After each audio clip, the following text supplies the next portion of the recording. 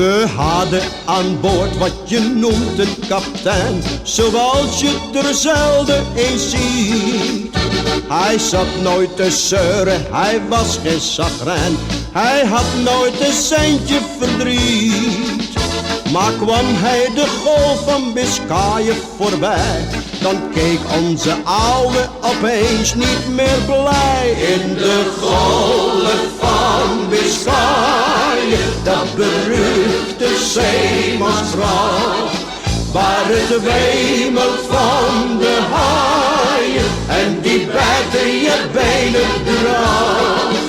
In de golf van Biscayen, dat vervloekte zeemansgraf, daar kon de ouwe zijn tranen niet houden en nam hij zijn petje steeds af.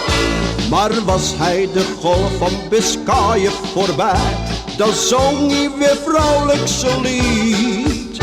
Dan loeide hij blij als een koe in de wei, alleen volle melk gaf hij niet.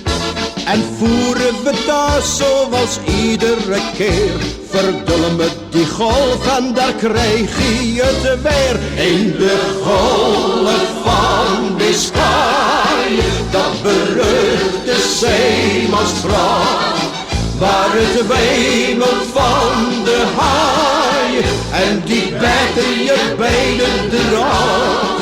In de golf van Biscayen, dat vervloekte zeemansgraf, daar kon de ouwe zijn tranen niet houden en nam hij zijn petje steeds af.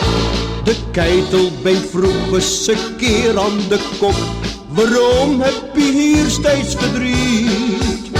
Of vrat hier een haai soms een vriend van hem op? Ik snap ze geen jammer maar niet.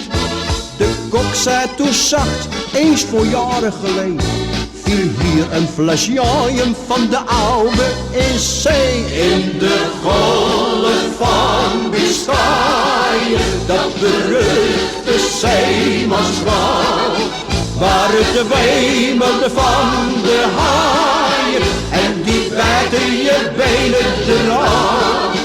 In de golf van Biscayen, dat vervloekte zeemansgraf, daar kon de ouwe zijn tranen niet houden en nam hij zijn bedje steeds af.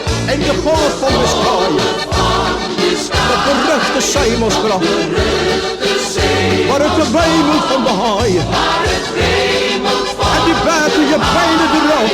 en die bijten je benen eraf. In de golf van Biscayen, dat vervloekte zeemansgraf, daar komt de